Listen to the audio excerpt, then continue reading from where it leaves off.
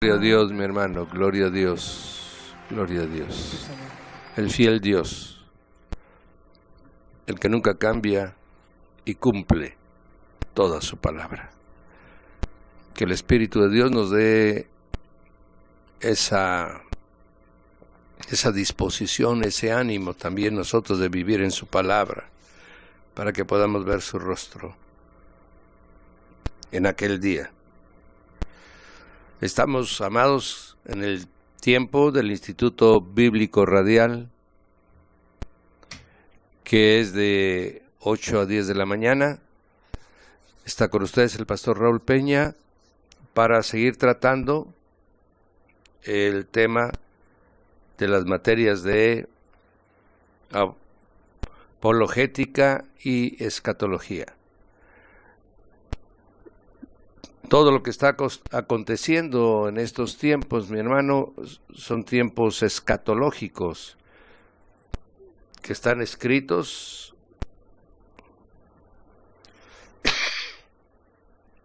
en las Sagradas Escrituras a través de los profetas del pueblo de Israel, como es el libro de Isaías, como es el libro de Ezequiel, como es el libro de Zacarías. Todos ellos tienen profecías de los últimos tiempos. Y veremos su cumplimiento. Veremos cómo la palabra se está haciendo realidad. Vemos que hay perturbación en el sol, hay perturbación en la luna. Vemos el bramido de las olas del mar. Vemos las temperaturas tan altas, mi hermano, que hay en la tierra. Vemos los aires moviéndose unidos a las aguas, mi hermano, a través de los huracanes. Vemos el mover de la tierra, como dijo Isaías, como un ebrio, porque no solamente ya es en un lugar. Ahora, el día de ayer, el reporte, mi hermano, es que prácticamente está temblando en toda la tierra, en Japón, en Nueva Zelanda, en Perú, Chile, en las islas. Verdaderamente, la voz de Dios se está haciendo mover la tierra. Y esto es escatología, son los tiempos finales. Y sobre ella hay diferentes interpretaciones, y hoy seguiremos viendo lo que enseñan las sectas que se apartaron de las Sagradas Escrituras para dar rienda suelta a su imaginación, en el mejor de los casos, el otro oyéndole a ángeles con otro evangelio, a otros a través de medios, mi hermano, de espiritismo. Y así fue como se han ido creando todas estas nuevas sectas que no tienen ningún rubor o vergüenza en sacar sus interpretaciones. Lo más sorprendente es que tantos millones de gente lo sigan. Bien, el Señor dice que Él permite el engaño para que se pueda conocer la verdad. Para los que viven en la verdad, sigan la palabra escrita y revelada por el Espíritu. Bien, mis amados, hoy tocaremos el tema de otra secta, de otra forma de interpretación y de pensamiento, y esta se llama el cristianismo científico. El cristianismo científico también fue de las 4 grandes organizaciones que nacieron en el siglo XIX, ¿verdad? Ya que esta fue fundada en el año 1879. También es un apéndice del movimiento del advenimiento de William Miller, que el día de ayer estuvimos hablando abundantemente sobre el adventismo, y esta también formaba parte de ese movimiento. Cuando vieron que no se cumplía las predicciones y profecías dadas sobre la venida del Señor Jesucristo, ahí se separaron y se crearon estas 4 grandes escuelas de pensamiento espiritual, como lo son, primero fue José Smith con la Iglesia de Jesucristo de los Santos de los Últimos Días, así se llaman los mormones. Luego fue a través de Charles T. Russell con los Testigos de Jehová. Luego fue el Adventismo del Séptimo Día con Elena G. de White y su esposo James White. Y también ahora por el cristianismo científico por Mary Baker Eddy. Ese es su nombre. Ella lo funda, sale a la luz en 1879, ya con su doctrina bien formada, ¿verdad?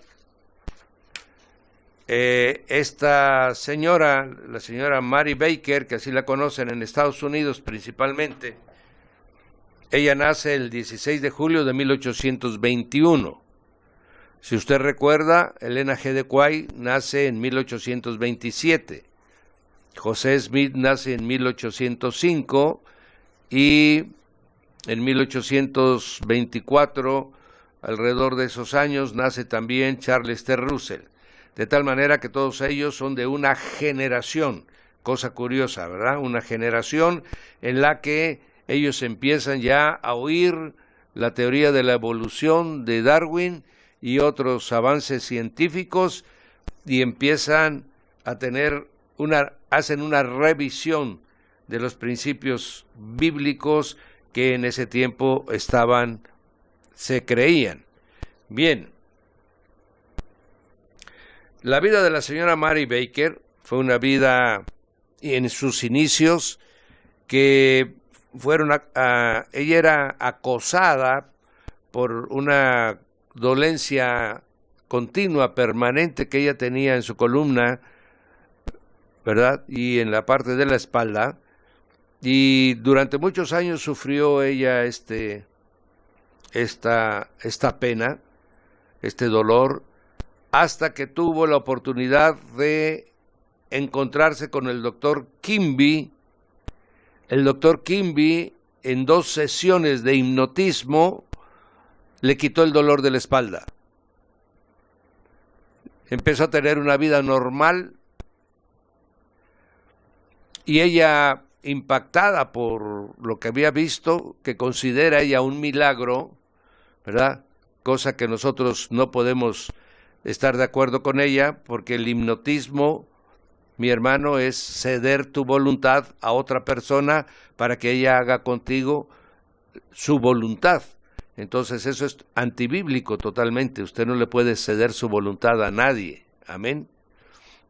Usted somete su voluntad al Espíritu de Dios, porque solamente Él hará un buen uso de su voluntad. Pero si usted somete su voluntad a ídolos, usted somete su voluntad a demonios, o usted somete su voluntad a hombres, ¿verdad? Ellos pueden hacer un uso equivocado de su persona. Pero bueno, Mary Baker es sanada de esa dolencia, y ella empieza y se dedica a estudiar todo lo relacionado con la mente humana, con estos métodos de sanidad, ¿verdad? Que funcionaban a través de la mente positiva, el mentalismo, todos esos, podríamos decir, todas esas recursos de terapia humana que todavía se usan actualmente en la psicología y la psiquiatría, y ella se pone a estudiarla de una manera abundante.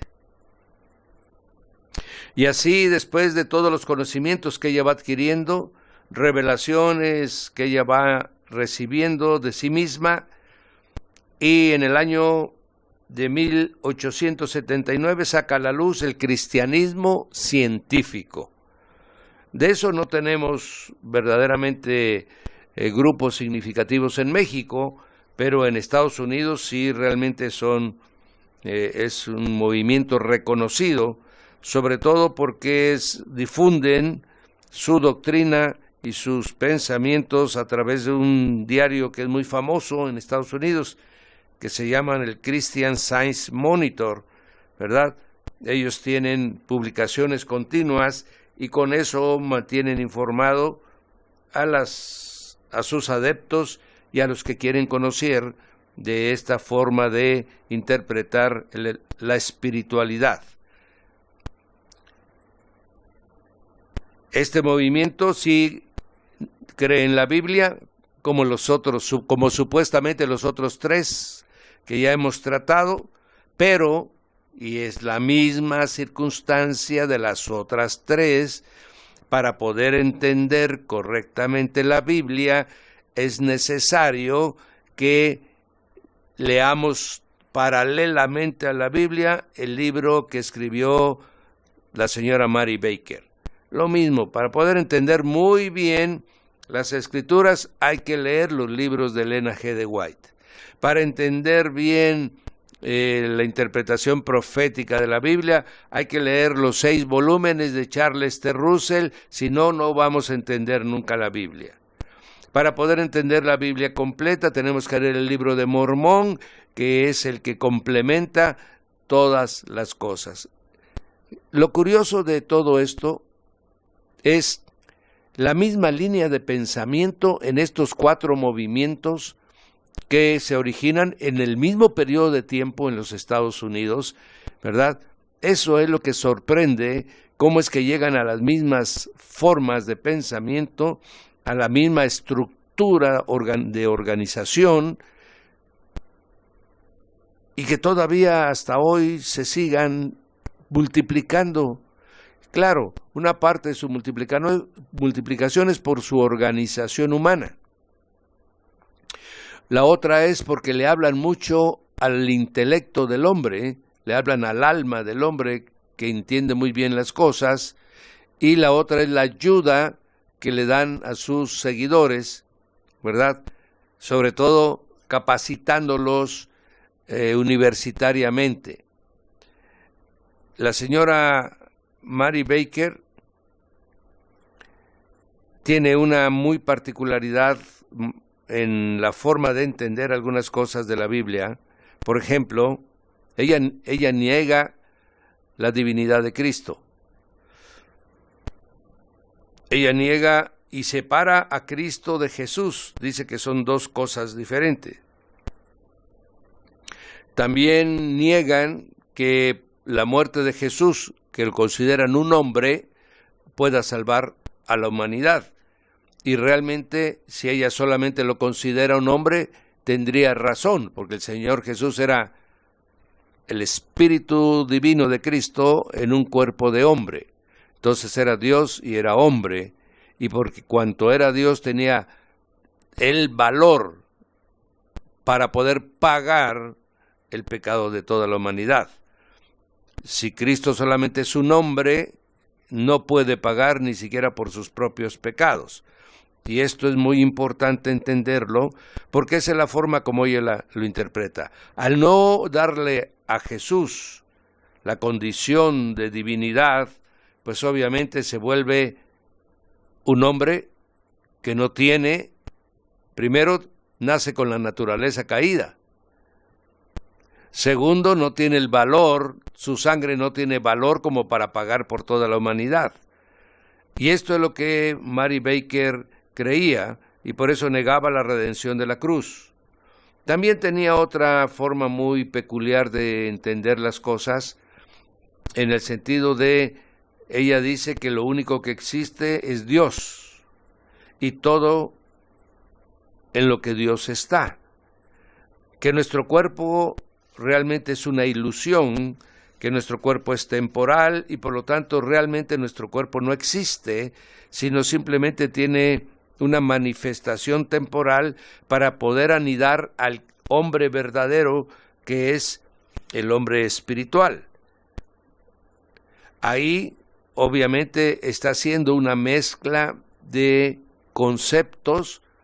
Ciertamente el espíritu es eterno, la carne para nada aprovecha, ¿verdad? Pero se nos ha dotado de este cuerpo para poder cumplir el propósito que Dios tiene con nosotros en esta tierra.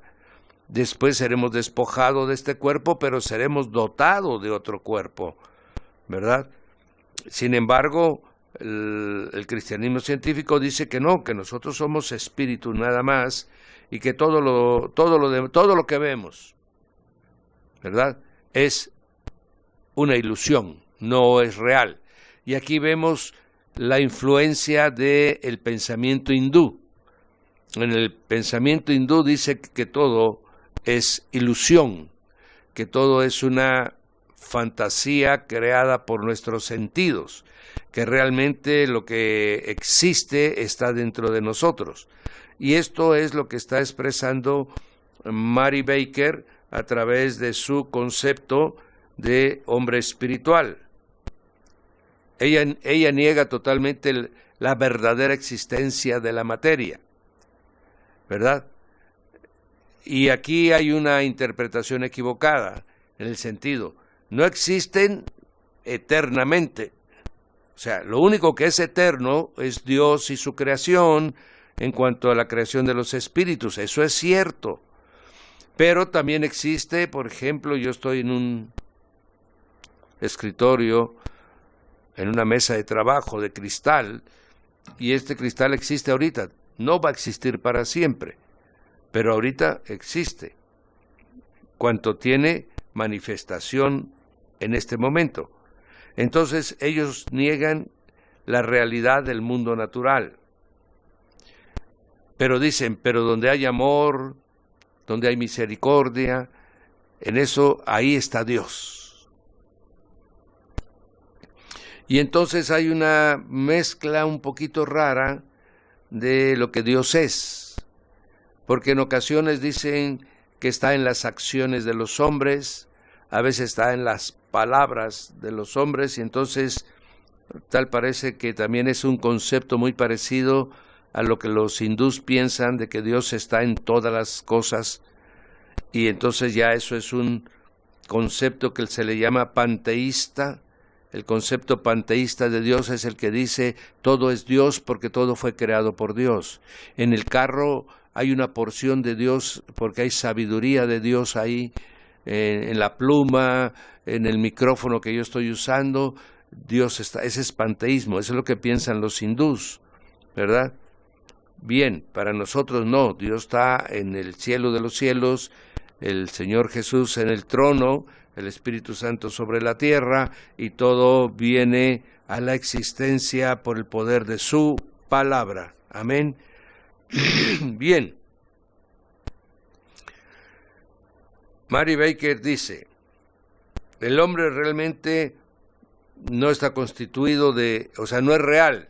Ella tuvo la experiencia que a través de de hipnosis se logró arreglar el problema de su columna, el problema de su espalda, y entonces dice, entonces el dolor no es real, entonces la enfermedad no es real. Todo eso existe porque nosotros lo pensamos, y entonces está cayendo ya también en el terreno de la metafísica, en que todo lo existe porque lo pensamos, ¿verdad? Es de lo que actualmente también se nutren los actuales movimientos de la prosperidad, los movimientos de las megas iglesias, en la que dicen que debemos de pensar positivamente y llamar a la existencia las cosas y que sucederá lo que pensemos.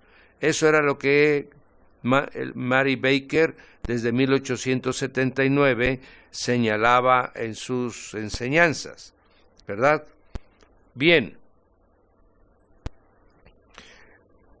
Las reuniones con el cristianismo científico se desarrolla leyendo los dos libros. De un lado tendrá usted la Biblia y del otro lado tendrá usted su libro que se llama Ciencia y Salud. Y en ese libro Ciencia y Salud, ella tiene interpretación de pasajes bíblicos y a través de esa interpretación que ella hace de la Biblia, se llega a la conclusión.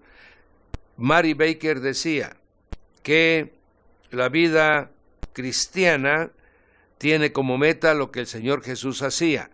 Dice, Él sanaba a los enfermos y sanaba a los quebrantados de corazón, o sea, espiritual y físicamente Jesús sanaba. Entonces el cristianismo tiene como meta principal sanar el espíritu y sanar el alma y sanar el cuerpo, ¿verdad? Pero se le olvidaba que también Jesús predicaba. Amén.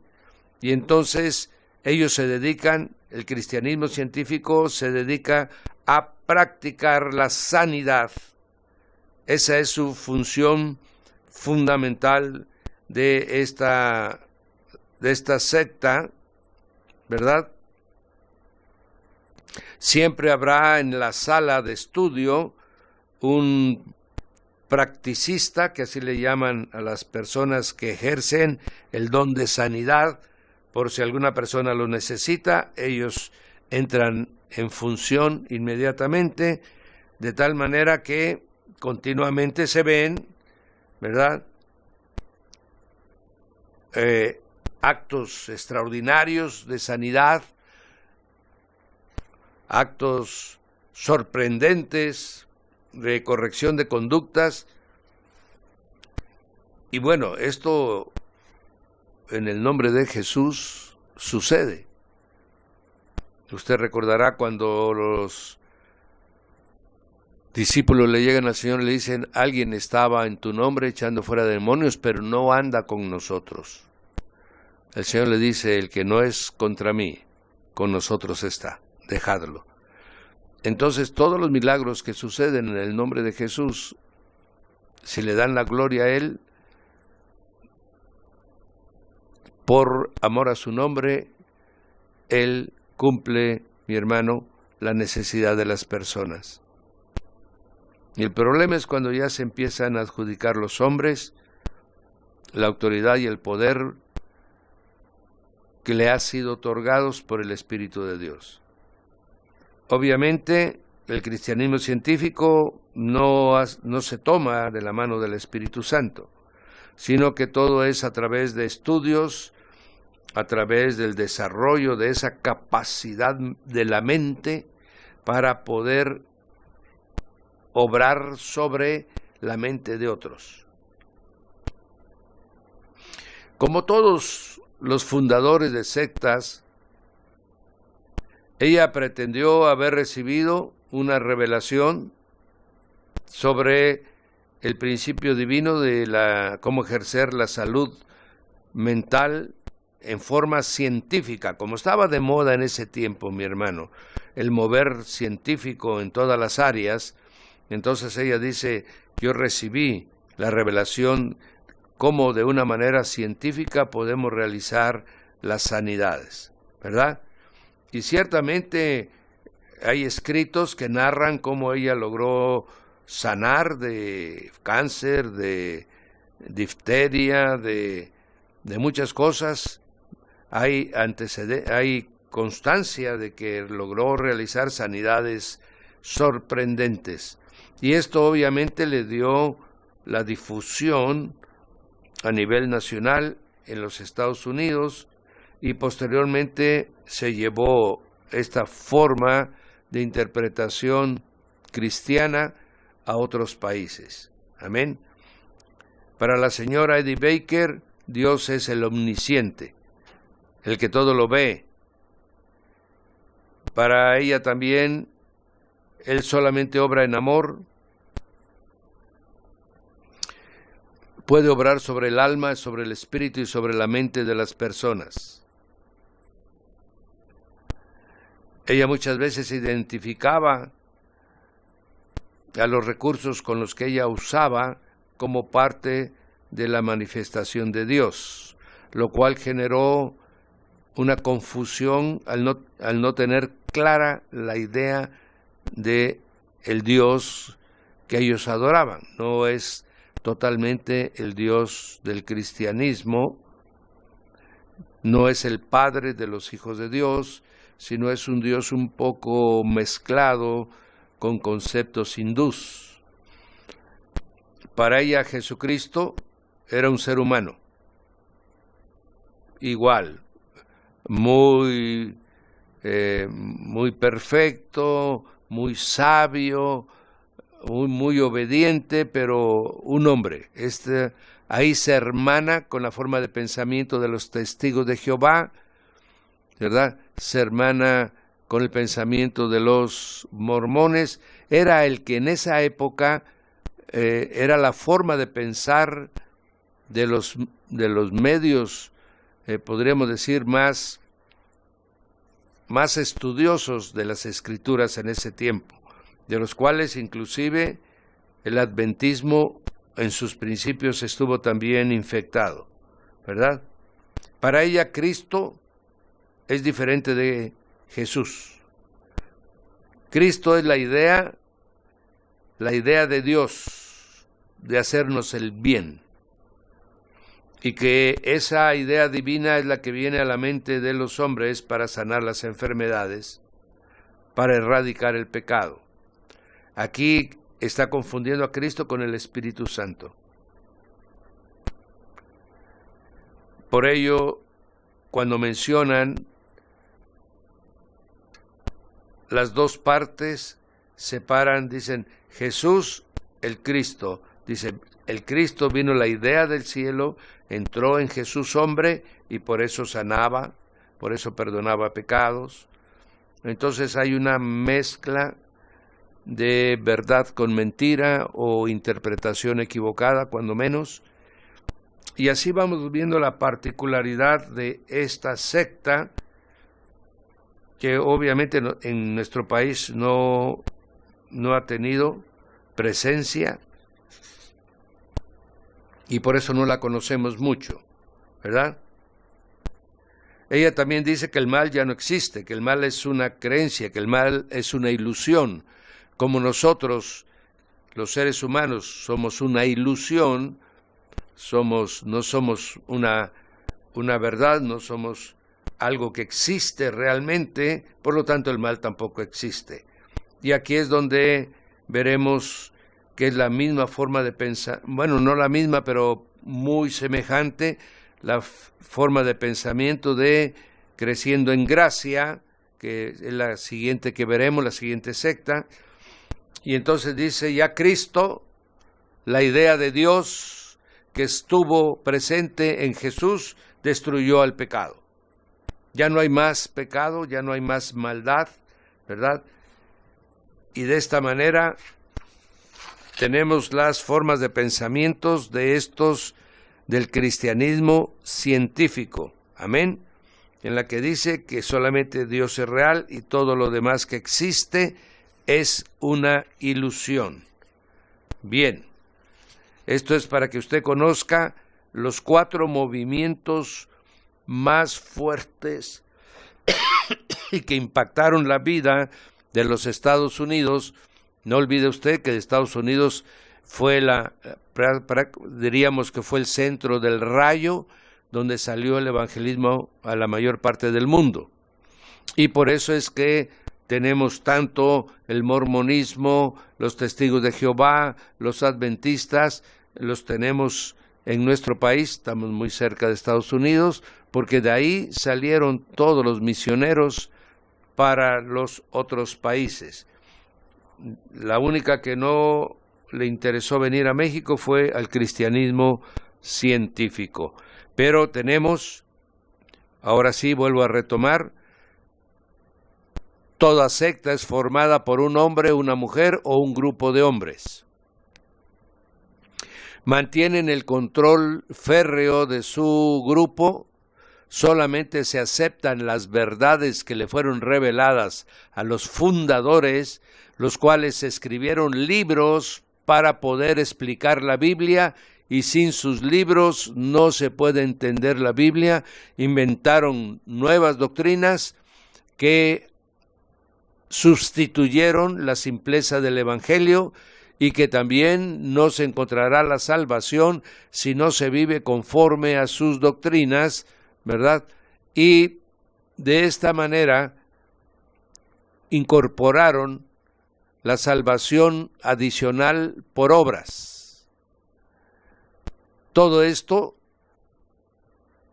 lo fortalecen con la idea de que sus fundadores fueron divinamente inspirados y que por lo tanto ellos son la fuente de la verdad. Le dan a sus libros la misma autoridad moral y espiritual que a la Biblia. Y entonces eso es una secta.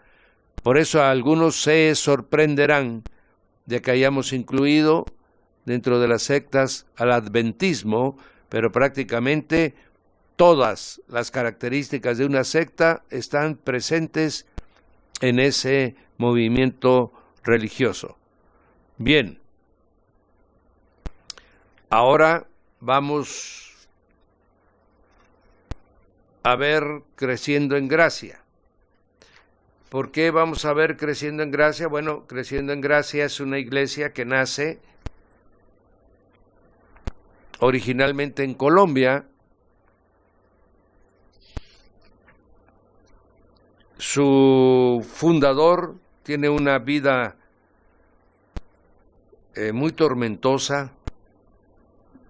Claro, eso no sería problema en el sentido de que Dios toma aún de los muladares y los eleva a alturas de santidad.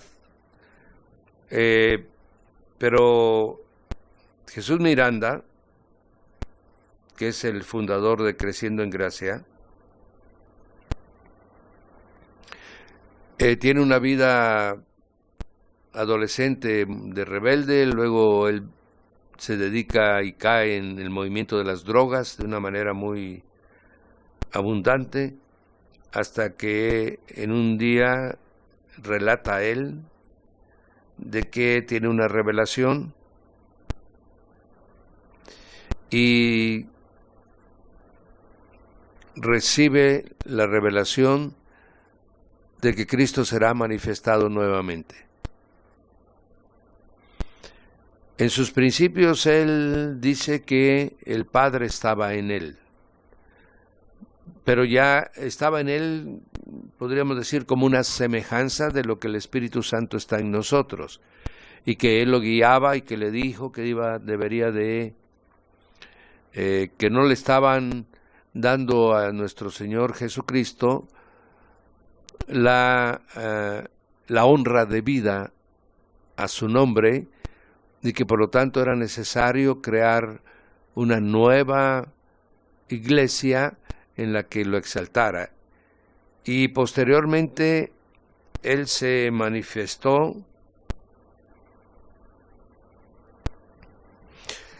diciendo que Jesús había venido a su vida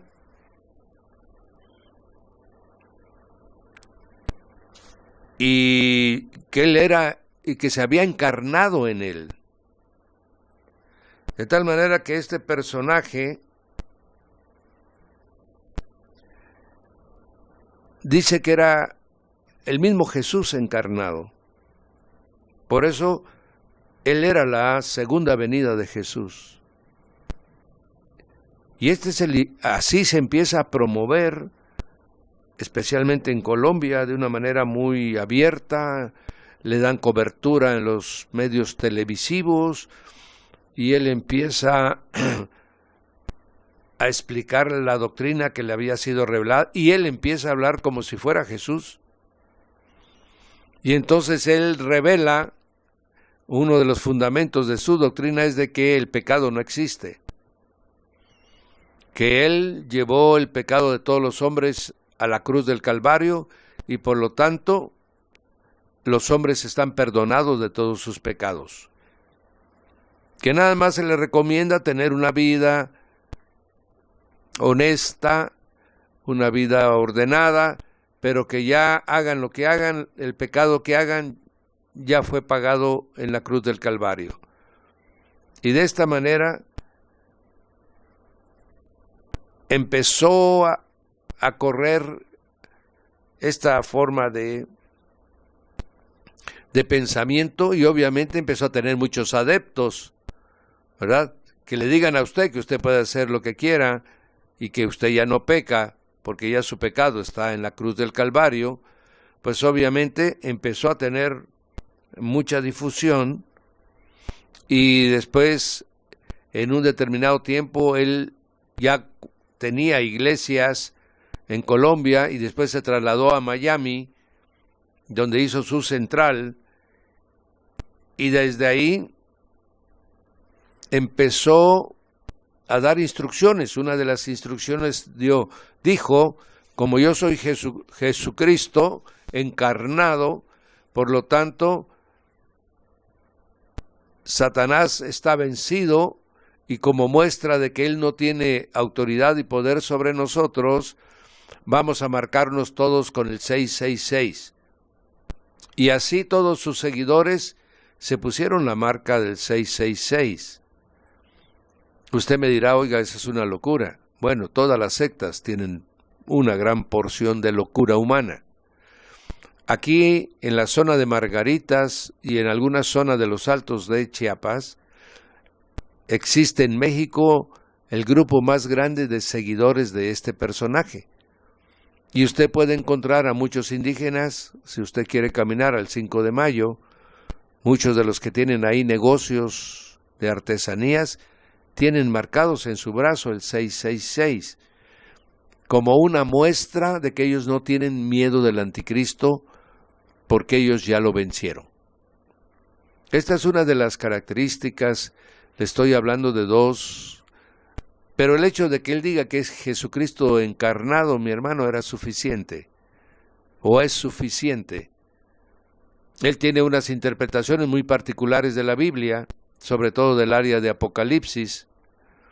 A su esposa, bueno, su segunda esposa, porque con la primera se divorció, porque la primera no estuvo de acuerdo después de que él empezó a dar a conocer esa doctrina. Ella también creyente se aparta de él ya por la apostasía en la que estaba viviendo y se casa con su segunda esposa, y él dice que su segunda esposa era el arcángel Miguel.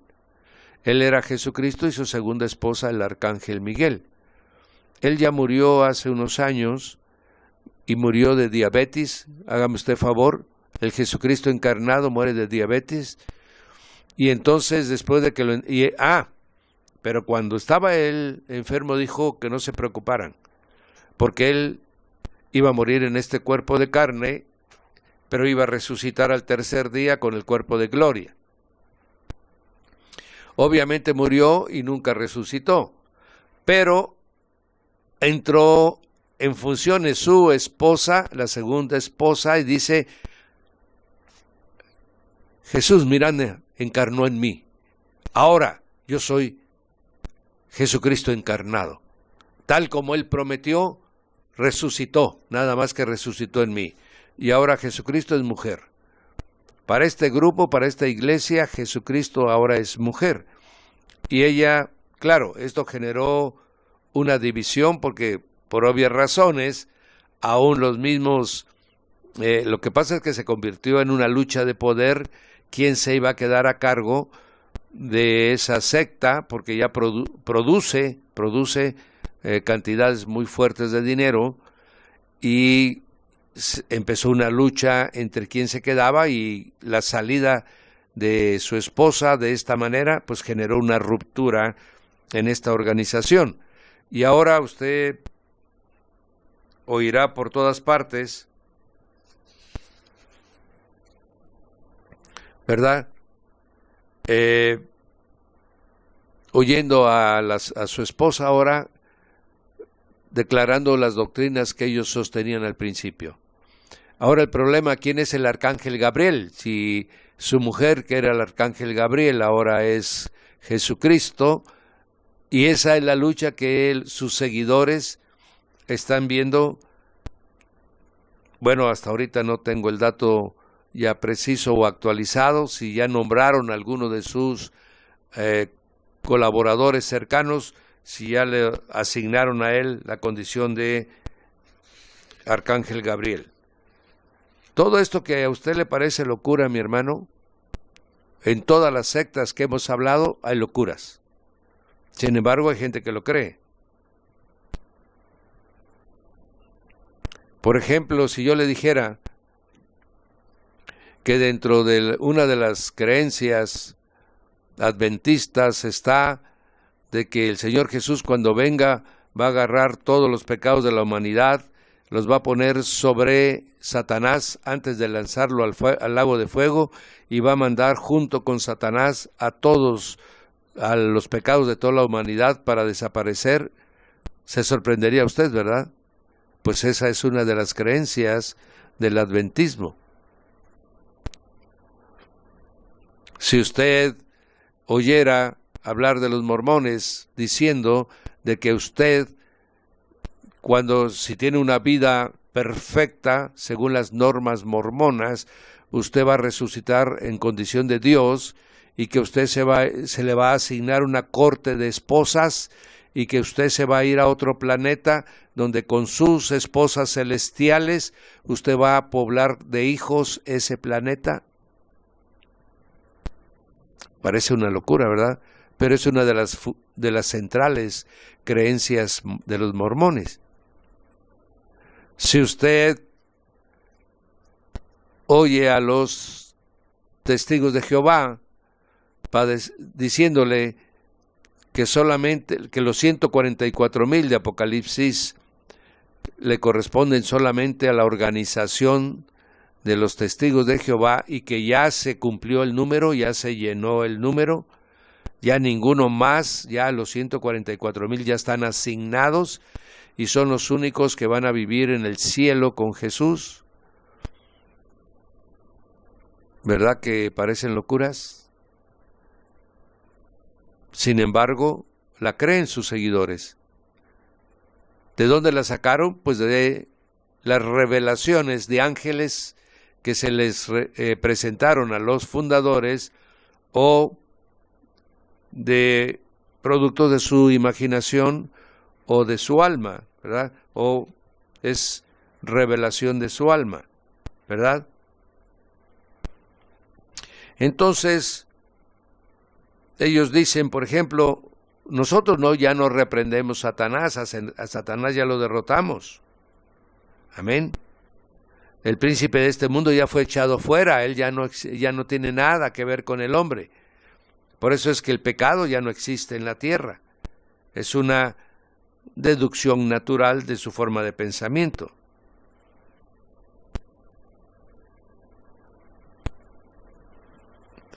De esta manera, mi hermano, realmente a veces, yo tengo que compartirlo con usted. No es muy de mi agrado verdaderamente las blasfemias y la apostasía que estos grupos, estas sectas enseñan, pero es necesario porque tal vez esté escuchando alguno que pertenezca a ellos y pueda salvarse. Por ejemplo, esta secta señala que hay predestinación, que unos ya vienen para ser salvos y otros definitivamente vienen para ser condenados.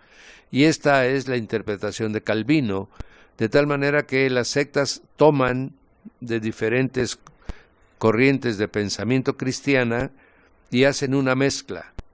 Amén.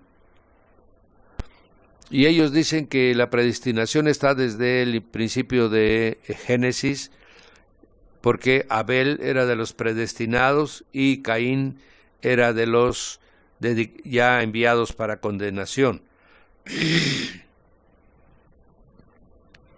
Que algunos vienen ya para relacionarse, para recibir al Señor Jesús, y otros vienen para relacionarse y recibir a Satanás.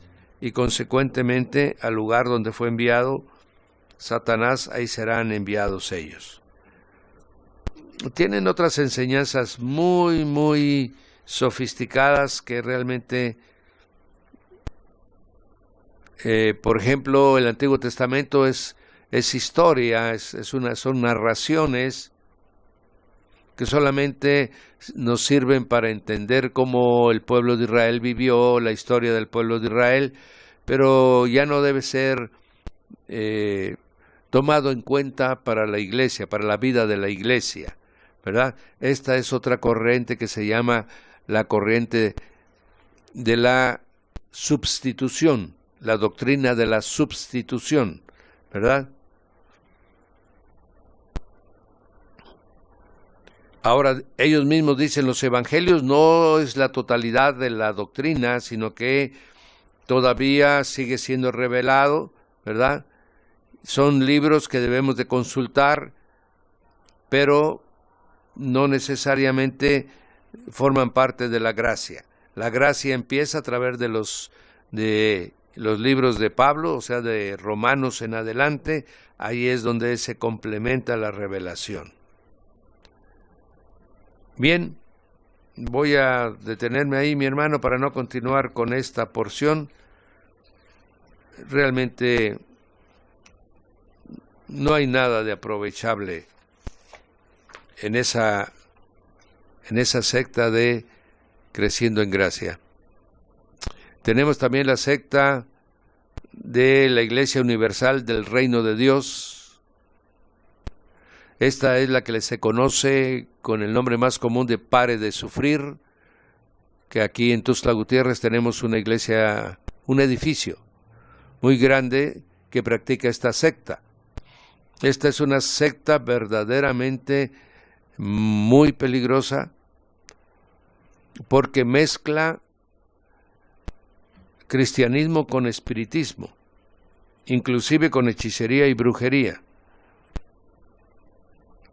Al utilizar oraciones, al utilizar aceites, al utilizar bebidas, brebajes, al utilizar amuletos y reliquias, es una mezcla de Iglesia Católica con santería, con espiritismo y con cristianismo.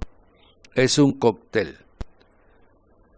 Sus orígenes son muy oscuros, ¿verdad? Su fundador,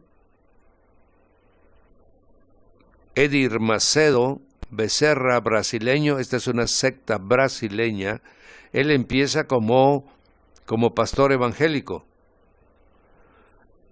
y posteriormente empieza, en el momento en que empieza a haber la formación de las megas iglesias, o sea, las iglesias gigantes con nuevas revelaciones, con superapóstoles, él empieza a conformar esta secta, en donde empieza pues a manifestarse una mezcla, como les digo, de santeros, y empieza a haber curaciones, obviamente, ¿verdad?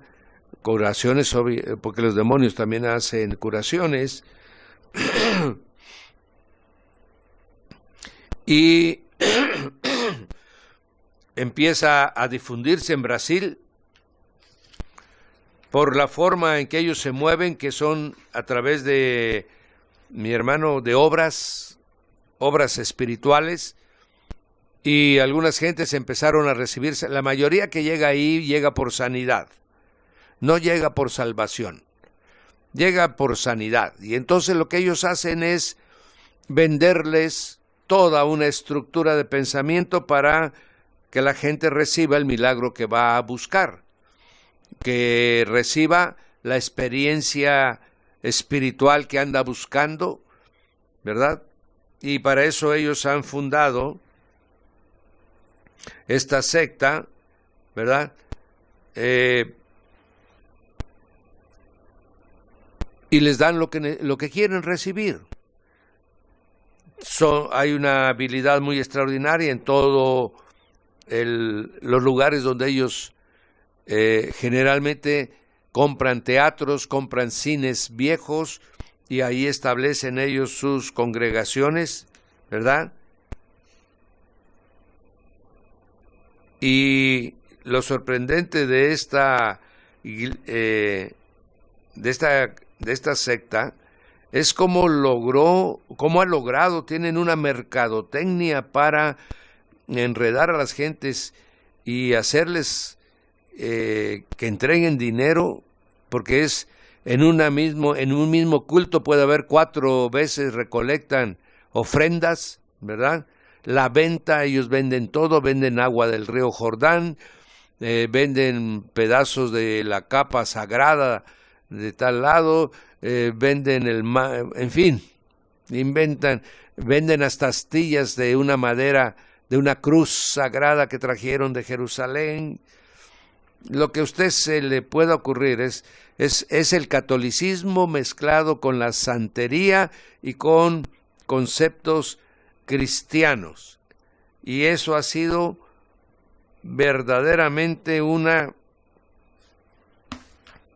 éxito económico, de tal manera que Edir Macedo es uno de los hombres más ricos de Brasil. Si usted ve cualquier programa de Pare de Sufrir, le van a estar ofreciendo todo el tiempo, no para su vida espiritual, no para que usted se salve, no, para que usted sane espiritualmente, o si usted está poseída de demonios, o si usted tiene alguna enfermedad natural, ellos tienen la medicina para poderlo sanar. Entonces toda la gente, sobre todo, tienen una estrategia muy clara para el asunto de las finanzas. Y entonces la gente corre a ellos, así como corren a la televisora de enlace, mi hermano, todos los que mandan las maratónicas de enlace, son parecidísimas a las maratónicas de enlace, nada más que ellos la hacen en los cultos todos los días. Se dedican a estar recibiendo ofrenda y ofrenda. Y a través de esa ofrenda ellos dan sanidad. El tema de la salvación es un tema complementario, no es el fundamental. El tema fundamental es la sanidad espiritual y la sanidad física. Esa, hasta aquí en Tuxtla Gutiérrez la tenemos. Luego tenemos otra secta que se llama la Iglesia Luz del Mundo.